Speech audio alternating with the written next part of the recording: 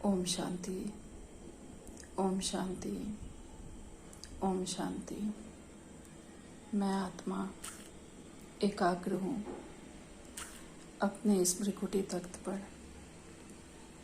स्वयं को देख रही हूँ आत्मा स्वरूप में, एक छोटी सी चमकती हुई बिंदी। मैं आत्मा देख रही हूँ इन आती हुई और जाती हुई सांसों को।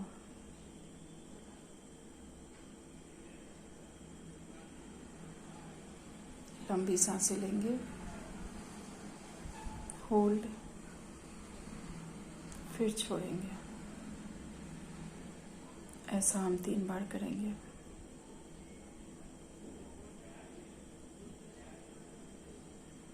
अब मैं आत्मा संपूर्ण एकाग्र हूँ और मैं अपने इस आत्मिक स्वरूप में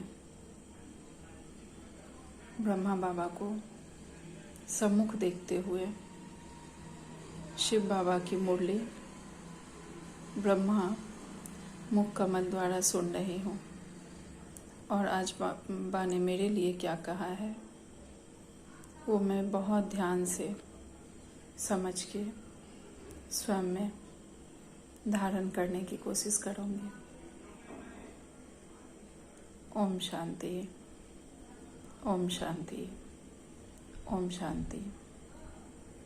आज 15 मई 2024 की बाबा की साकार वाणी है। बाबा कहते हैं, मीठे बच्चे, याद का आधार है प्यार। प्यार में कमी है तो याद एक रस नहीं रह सकती। याद एक रस नहीं है तो प्यार नहीं मिल सकता। बाबा कहते हैं, याद का आधार सिर्फ और सिर्फ प्यार है। अगर हमारे प्यार में कमी है तो हमारी याद एक रस नहीं रह सकती। तो बाबा कहते हैं कि हमें चेक करना है स्वयं को कि हमें बाबा से कितना प्यार है, हमारा बाबा से कितना लाभ है। यह हमें बहुत ध्यान से देखना है। अगर हमारा बाबा से प्यार नहीं है तो हमारी याद सदा नहीं रह सकती। आज का प्रश्न है, आत्मा की सबसे प्यारी चीज कौन सी है, उसकी निशानी क्या है? उत्तर में बाबा कहते हैं, यह शरीर आत्मा की सबसे प्यारी चीज है। शरीर से इतना प्यार है जो वह छोड़ना नहीं चाहती।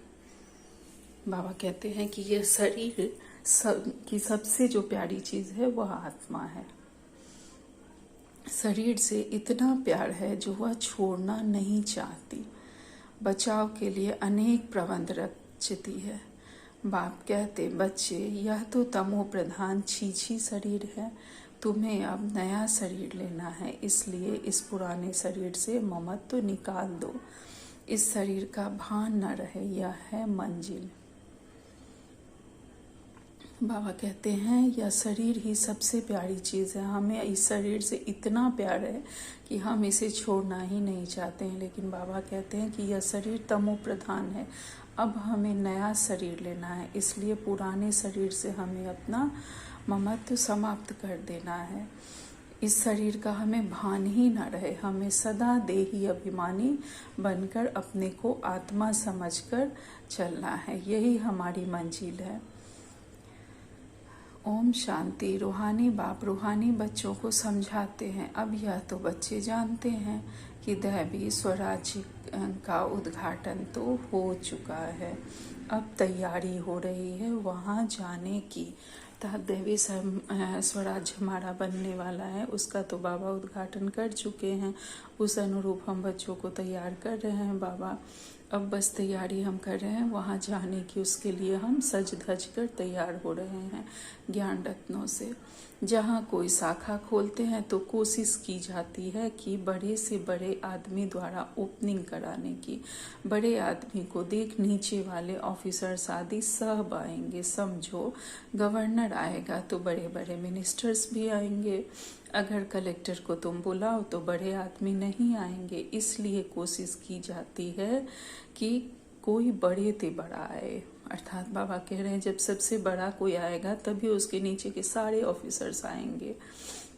किसी छोटे मोटे ऑफिसर्स को नहीं, बल्कि जो सबसे सीनियर होता है उसे बुलाया जाता है।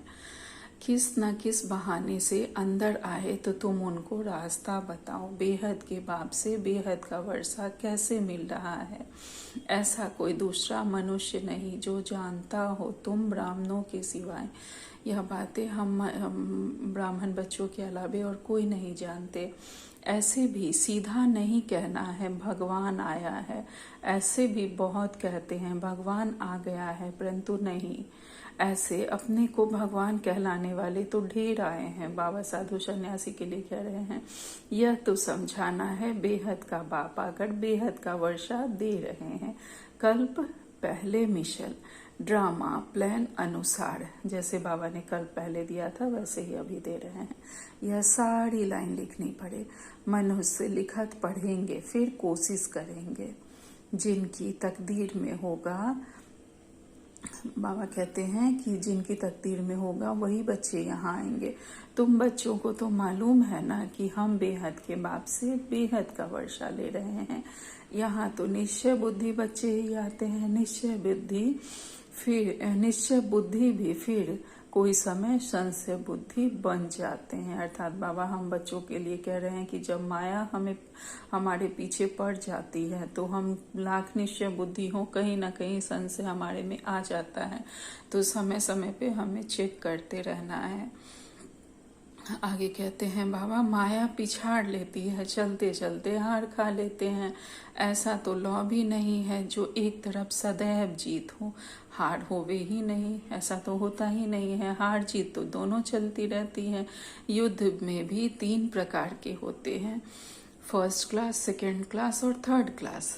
कभी कभी युद्ध ना करने वाले भी देखने के लिए आ जाते हैं, वह भी अलाउ किया जाता है, शायद कुछ रंग लग जाए। बाबा कहते हैं जो युद्ध नहीं भी करते हैं, या जैसे कोई खेल होता है तो जो नहीं भी खेलते हैं वो वहाँ आ जाते हैं कि शायद उन्हें भी इसमें इंटरेस्ट हो और वो भी कुछ सीख जाए, उन्हें भी कुछ रंग लग जाए और इस सेना में आ जाए। क्योंकि बाबा कहते हैं कि शायद कुछ रंग उन्हों को भी लग जाए जो युद्ध नहीं करते हैं, उन्हें भी अलाउ किया जाता है कि उन्हें भी कुछ रंग लगे और सेना में आ जाए। क्योंकि दुनिया को यह पता नहीं है कि तुम महारथी योद्धे हो, परंतु तुम्हारे में हथियार आदि तो कुछ भी नहीं है। तुम्हारे हाथ में हथियार आदि शोभेंगे भी नहीं, परंतु बाप समझाते हैं ना, ज्ञान तलवार ज्ञान कटारी, तो उन्होंने फिर स्थूल समझ लिया है। बाबा कहते हैं यह तो हमारा ज्ञान हथियार है, लेकिन उन्होंने स्थूल समझ लिया है।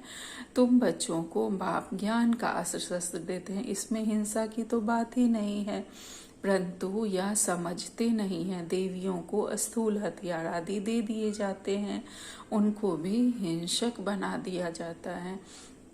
यह है बिल्कुल बेसमझी। बाप अच्छी तरह जानते हैं कि कौन कौन फूल बनने वाले हैं।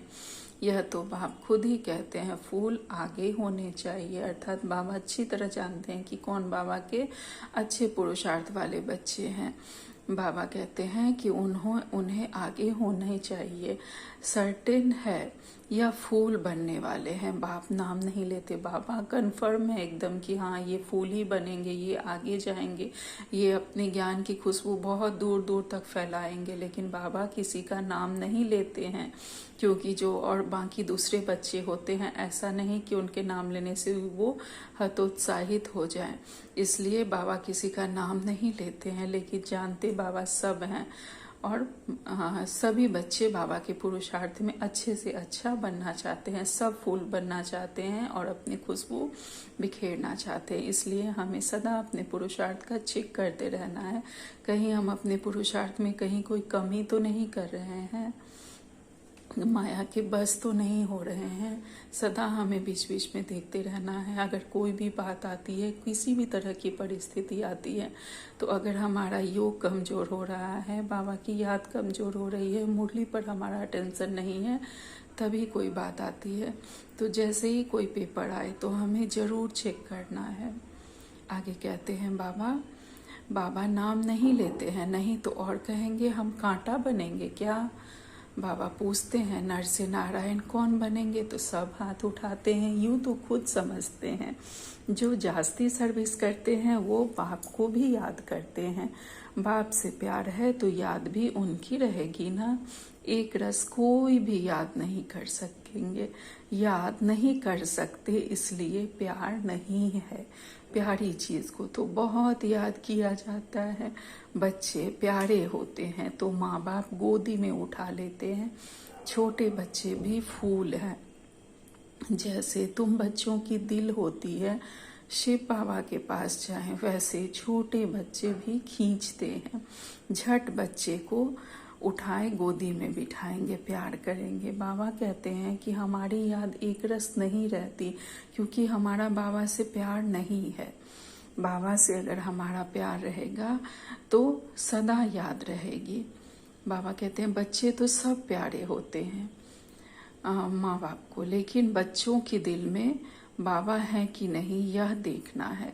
हमारा प्यार बाबा से कितना है, हम अपने माता पिता से कितना प्यार कर रहे हैं, यह हमें चेक करते रहना है। इसके लिए क्या करना है कि हमें क्या प्राप्ति हुई है बाबा से, यह सदा सामने रखना है। जब हम बाबा के नहीं बने थे तब हम क्या थे, कैसे थे, हमारी स्थिति कैसी थी। और जब बाबा ने हमें अपना बच्चा बनाया तो बाबा ने कैसे हमें अपने पैरों पर खड़ा कर दिया, हमें कितने शक्तियों से, हर गुण से, हर शक्ति से भरपूर कर दिया।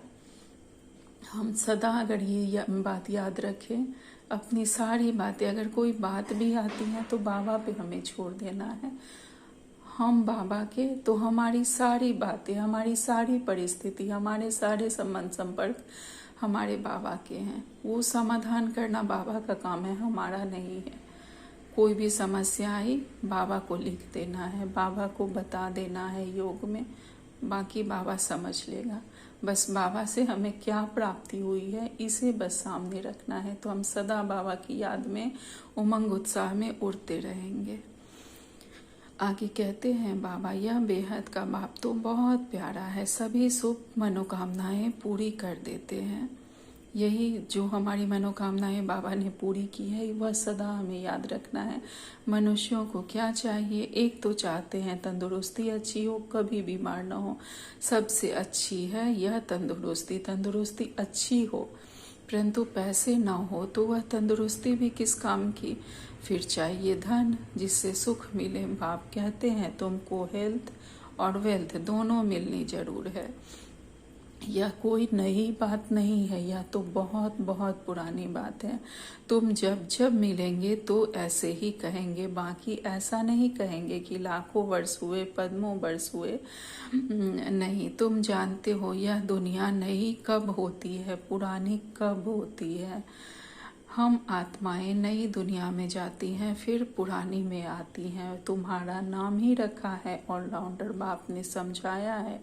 तुम ऑलराउंडर हो, पार्ट बजाते बजाते अभी बहुत जन्मों के अंत में पहुँचे हो। पहले पहले शुरू में तुम पार्ट बजाने आते हो, वह है स्वीट साइलेंस होम। बाबा परम धाम के लिए कह रहे हैं। और बाबा ने यहाँ शुरू में कहा है कि तंदुरुस्ती अच्छी हो। हम चाहते हैं कि हमारा हेल्थ अच्छा हो, हमारे पास पैसे हो, हमें सुख मिले, धन मिले। तो अगर हम बाबा को स्वयं को समर्पित कर देते हैं और बाबा पे अगर हम निश्चय बुद्धि हैं तो देखिएगा कभी पैसे की हमें दिक्कत नहीं बाबा होने देते हैं। जो हमें चाहिए, जितना चाहिए, जो हमारे लिए जरूरी है वह बाबा पूरी करता है। हमारी सारी इच्छाएं बाबा पूरी करता है, भले लौकिक में कोई करे ना करे, लेकिन हमारा बाबा सारी हमारी इच्छाएं, सारी जरूरतें पूरी करता है। इसलिए हमें अपनी सारी बातें बस बाबा को सौंप देनी है और बाबा पे निश्चय बुद्धि रखना है।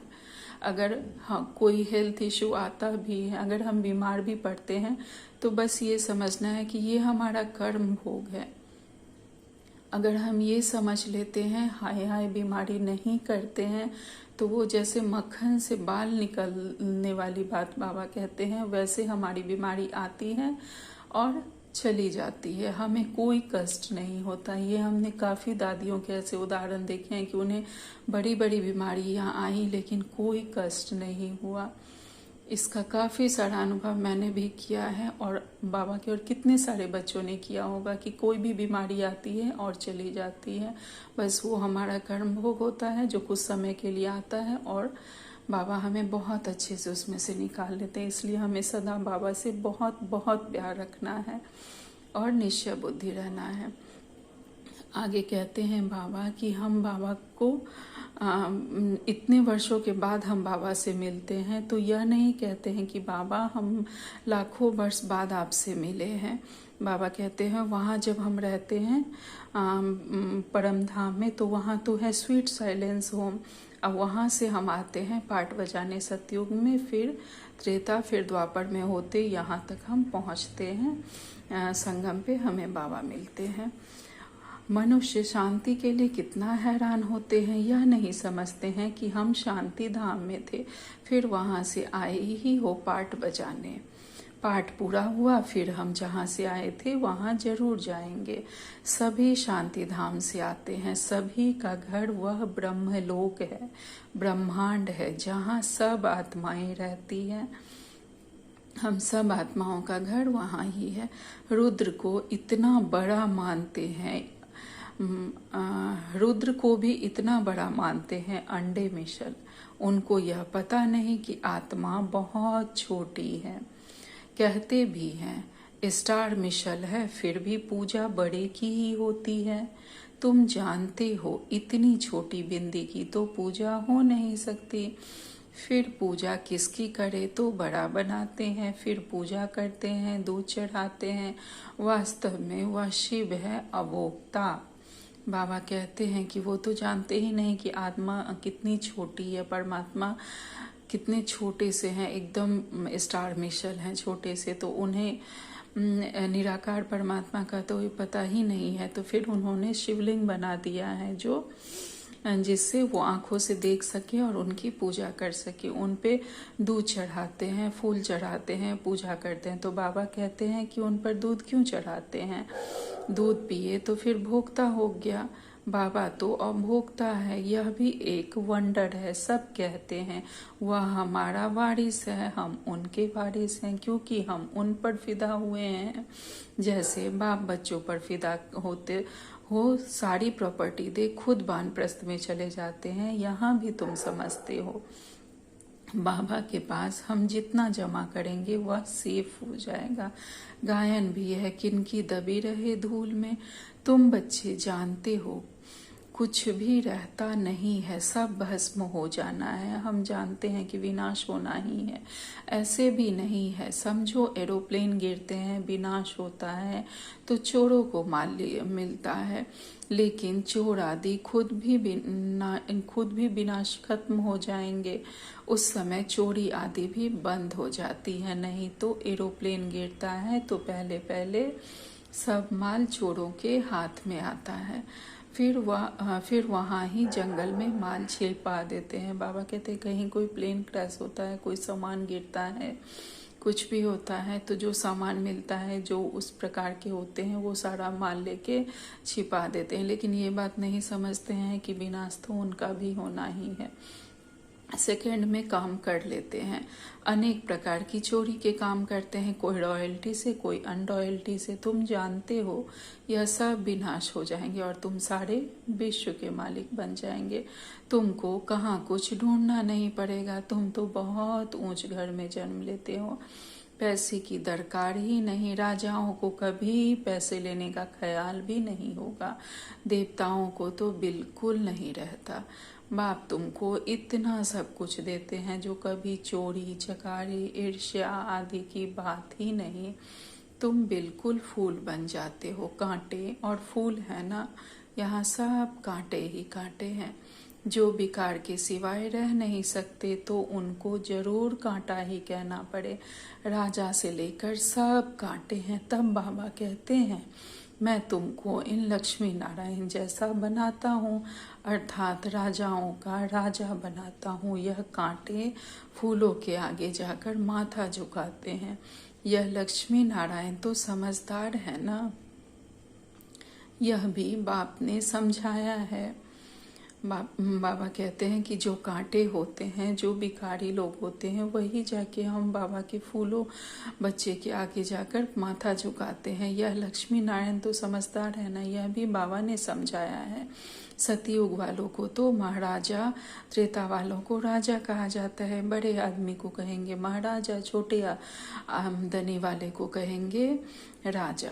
महाराजा की दरबार पहले होगी, मर्तबे तो होते हैं ना, कुर्सियां भी नंबरवार मिलेगी। समझो ना आने वाला कोई आ जाता है तो भी पहले कुर्सी उनको देंगे, इज्जत रखनी होती है। तुम जानते हो हमारी माला बनती है, तुम भी यह भी तुम बच्चों की ही बुद्धि में है और किसी की बुद्धि में नहीं है। रुद्रमाला उठाकर फेरते रहते हैं, तुम भी फेरते थे ना, अनेक मंत्र जपते थे। बाप कहते हैं यह भी भक्ति है, वहाँ तो एक को ही याद करना है।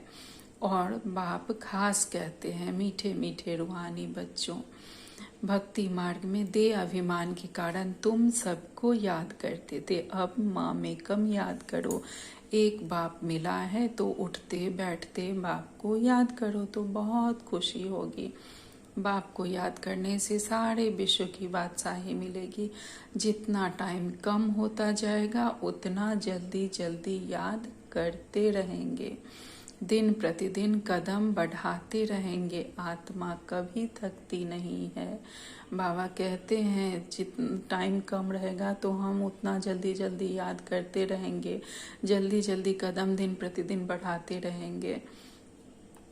आत्मा कभी थकती नहीं है। शरीर से कोई पहाड़ आदि चढ़ेंगे तो थक जाएंगे, बाप को याद करने से तुम्हें थकावट नहीं होगी, खुशी में रहेंगे। बाबा को याद कर आगे चलते जाएंगे। आधा कल्प बच्चों ने मेहनत की है शांति धाम में जाने की, एम ऑब्जेक्ट का कुछ भी पता नहीं है। तुम बच्चों को तो परिचय है, भक्ति मार्ग में जिनके लिए इतना सब कुछ किया हुआ कहते हैं अब मुझे याद करो। तुम भक्ति मार्ग में हमने जिनकी पूजा की वह अब हमें मिले हैं और कहते हैं बाबा कि अब मुझे याद करो, तुम ख्याल करो। बाबा ठीक कहते हैं ना, वह तो समझते हैं पानी से ही पावन हो जाएंगे। जो भक्ति मार्ग वाले हैं वो लोग समझते हैं कि हम गंगा स्नान करके ही पावन बन जाएंगे, जबकि ऐसा नहीं है। नहीं तो बरसात, क्या यह गंगा का पानी है? बाबा कहते हैं क्या यह गंगा का पानी है? नहीं, यह तो बरसात का अच्छा। बाबा कहते हैं वह तो समझते हैं पानी से ही पावन हो जाएंगे, पानी तो यहाँ भी है। क्या यह गंगा का पानी है? नहीं, यह तो बरसात का इकट्ठा किया हुआ पानी है, झरनों से आता ही रहता है। उनको गंगा का पानी नहीं कहेंगे, अर्थात गंगा नदी में जो पानी इकट्ठा होता है उसके लिए बाबा कह रहे हैं कभी बंद नहीं होता, यह भी कुदरत है। बरसात बंद हो जाती है परंतु पानी आता ही रहता है। वैष्णव लोग हमेशा कुएं का पानी पीते हैं। एक तरफ समझते हैं यह पवित्र है, दूसरी तरफ फिर पतित से पावन बनने के लिए गंगा में स्नान करने जाते हैं। इसे तो अज्ञान ही कहेंगे। बरसात का पानी तो अच्छा ही होता है, यह भी ड्रामा की कुदरत कहा जाता है। खुदाई नेचुरल कुदरत, बीज कितना छोटा है उनसे झाड़ कितना बड़ा निकलता है, यह भी जानते हो। धरती कल लाठी हो जाती है तो फिर उनमें ताकत नहीं रहती, स्वाद नहीं रहता। तुम बच्चों को बाप यहाँ ही सब अनुभव कराते हैं। स्वर्ग कैसा होगा अभी तो नहीं है, ड्रामा में यश भी नूंद है। बच्चों को साक्षात्कार होता है, वहाँ के फल आदि कैसे अच्छे मीठे होते हैं, तुम ध्यान में देखा कर सुनाते हो। पहले जो दादियाँ जाती थी साक्षात्कार में वो वहाँ से फलों का रस, सूबी रस पी के आती थी, बोलती थी कि वहाँ का टेस्ट बहुत ही अच्छा, बहुत मीठा होता है। आगे कहते हैं बाबा, अभी जो साक्षात्कार करते हो वह वहाँ जब जाएंगे तब इन आँखों से देखेंगे, मुख से खाएंगे। बाबा ने कहा था अंत काल में सबको साक्षात्कार होगा, फिर से साक्षात्कार का पाठ चलेगा। तो बाबा कहते हैं जो साक्षात्कार होंगे तो वहाँ हम लोग जाके देखेंगे, मुख से खाएंगे। जो भी साक्षात्कार करते हो वह सब इन आँखों से देखेंगे। फिर है पुरुषार्थ पर, जिसका जैसा पुरुषार्थ होगा उसी अनुसार वह साक्षात्कार करेंगे और इन आँखों से जाके देखेंगे। सतयुग गुलजार दादी जाती थी ना, वो देखती थी कि सतयुग कैसा है। बहुत सारी दादियाँ जाती थी जिन्हें साक्षात्कार होता था, वह जाती थी, वहाँ के फल सुबह पीकर आती थी। अगर पुरुषार्थ ही नहीं करेंगे तो क्या पद पाएंगे? तुम्हारा पुरुषार्थ चल रहा है, तुम ऐसे बनेंगे। इस विनाश के बाद इन लक्ष्मी नारायण का राज्य होगा। अब यह भी अब मालूम पड़ा है, पावन बनने में ही टाइम लगता है। याद की यात्रा मुख्य है, देखा गया। बहन भाई समझने से भी बाज नहीं आते। अर्थात बाबा कहते हैं कि बुरी आते नहीं छोड़ते हैं। बाबा कहते हैं कि सबको भाई भाई की दृष्टि से देखो, बहन भाई की दृष्टि भी नहीं देखो, उससे भी बिकारी दृष्टि होती है। तो बाबा कहते हैं बहन भाई की दृष्टि से भी नहीं देखना है, सिर्फ भाई भाई की दृष्टि से देखो। बाबा कहते हैं बुरी आदतें नहीं छोड़ते हैं। तो अब फिर कहते हैं भाई भाई समझो, बहन भाई से भी दृष्टि नहीं फिरती। भाई भाई देखने से फिर शरीर ही नहीं रहता। हम सब आत्माएं हैं, शरीर नहीं है। जो कुछ यहाँ देखने में आता है वह तो विनाश हो जाएगा। यह शरीर छोड़ तुमको अशरीरी होकर जाना है। तुम यहाँ आते ही हो सीखने के लिए कि हम यह शरीर छोड़कर कैसे जाएं। मंजिल है ना, शरीर तो आत्मा को बहुत प्यारा है। हमारी आत्मा को यह शरीर बहुत प्यारा है। शरीर ना छूटे इसके लिए आत्मा कितनी प्रबंध करती है। कहीं हमारा यह शरीर छूट न जाए। आत्मा का इस शरीर से बहुत बहुत प्यार है। बाप कहते हैं यह तो पुराना शरीर है, तुम भी तमो प्रधान हो, तुम्हारी आत्मा छीछी है। बाबा कहते हैं यह शरीर भी हमारा तमो प्रधान है तो आत्मा भी तमो प्रधान है। अब हमें जब आत्मा का ज्ञान मिला है तो अब हमें तमो प्रधान से सतो प्रधान होकर संपूर्ण पावन बनकर जाना है। अब इस शरीर से हमें कोई मोह नहीं रखना है। बाबा कहते हैं तुम्हारी आत्मा छीछी है इसलिए दुखी बीमार हो पड़ते हो। बाप कहते हैं अभी शरीर से प्यार नहीं रखना है, यह तो पुराना शरीर है। अब तुमको नया खरीद करना है, कोई दुकान नहीं रखा है जहाँ खरीद करना है। बाप कहते हैं मुझे याद करो तो पावन बन जाएंगे, फिर शरीर भी तुमको पावन मिलेगा, 5 तत्व भी पावन बन जाएंगे। बाप सब बातें समझाकर फिर कहते हैं मन मना भव। बाबा कहते हैं कि यह शरीर पुराना हो गया, इसके लिए कोई नया शरीर हमें खरीदना नहीं है, यहाँ कोई दुकान नहीं है जो खरीदना है। बस बाबा को याद करते रहना है जिससे हम पावन बन जाएंगे। इससे हम 5 तत्व भी पावन बनेंगे और हम फिर स्वर्ग में जाएंगे। और यह पावन बनने का एक ही मंत्र है, मन मना भव। अच्छा, मीठे मीठे से खिलते बच्चों प्रति माता पिता बाप दादा का याद प्यार और गुड मॉर्निंग। रूहानी बाप की रूहानी बच्चों को नमस्ते। हम सब रूहानी बच्चों की रूहानी माता पिता बाप दादा को याद प्यार, गुड मॉर्निंग और नमस्ते नमस्ते नमस्ते। शुक्रिया बाबा, आपका लाख लाख शुक्रिया। धारणा के लिए मुख्य सार है शिव बाबा के हम वारिस हैं, वह हमारा वारिस है। इस निश्चय से बाप पर पूरा फिदा होना है। हम बाबा को अपना वारिस भी बनाते हैं ना, कहते हैं ना कि हमारे 2 बच्चे हैं तो एक बड़ा बच्चा हमारा शिव बाबा है। बाबा हमारा बच्चा है तो हम बाबा के बच्चे हैं। तो जैसे बाबा ने हमें अपना बच्चा बनाकर अपनी सारी प्रॉपर्टी का मालिक हमें बना दिया है तो वैसे हमें भी बनाना है। लेकिन अगर हम ये निश्चय रखते हैं कि बाबा हमारा बच्चा है, वारिस है, तो जो भी तो हमारा पूरा बाबा पर निश्चय रहेगा और हम बाबा पर पूरा फिदा हो जाएंगे। और जितना हम बाबा के पास जमा करते जाएंगे, जितनी प्रॉपर्टी हम इस वारिस के लिए रखेंगे, जितना जमा का खाता अर्थात ये ज्ञान धन का खाता हम जमा करके अपने बाबा के पास रखेंगे, उतना हमारा सेफ होता जाएगा। बाबा कहते हैं शिव बाबा के हम वारिस हैं, वह हमारा वारिस है। इस निश्चय से बाप पर पूरा फिदा होना है। जितना बाबा के पास जमा करेंगे उतना सेफ हो जाएगा। कहा जाता है कि इनकी दबी रही धूल में। दूसरी पॉइंट है कांटे से फूल अभी बनना है। एक रस याद और सर्विस से बाप के प्यार का अधिकारी बनना है। दिन प्रतिदिन याद में कदम बढ़ाते रहना है। बाबा कहते हैं हम कांटे थे, अब कांटों से फूल हम बन रहे हैं और अधिक खुशबूदार फूल हमें बनना है। एक रस याद और सर्विस से बाबा के प्यार का अधिकारी बनना है। बाबा से हमें बहुत बहुत प्यार करना है और बाबा के प्यार का भी हमें अधिकारी बनना है। दिन प्रतिदिन बाबा की याद हमें अधिक से अधिक करनी है और अपना कदम बढ़ाते जाना है इस याद की यात्रा में। आज का वरदान है अपने पुरुषार्थ की विधि में स्वयं की प्रगति का अनुभव करने वाले सफलता के सितारे भव।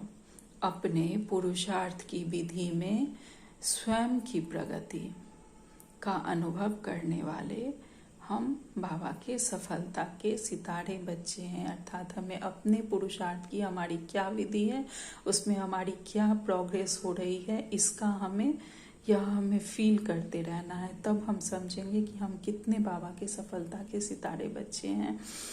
विस्तार में बाबा कहते हैं जो अपने पुरुषार्थ की विधि में स्वयं की प्रगति और सफलता का अनुभव करते हैं। हम अपनी प्रोग्रेस का और सक्सेस का जितना अनुभव करते हैं वही सफलता के सितारे हैं। उनके संकल्प में स्वयं के पुरुषार्थ के प्रति भी कभी पता नहीं होगा या नहीं होगा, कर सकेंगे नहीं कर सकेंगे, यह असफलता अंश मात्र भी नहीं होगा। स्वयं प्रति सफलता अधिकार के रूप में अनुभव करेंगे।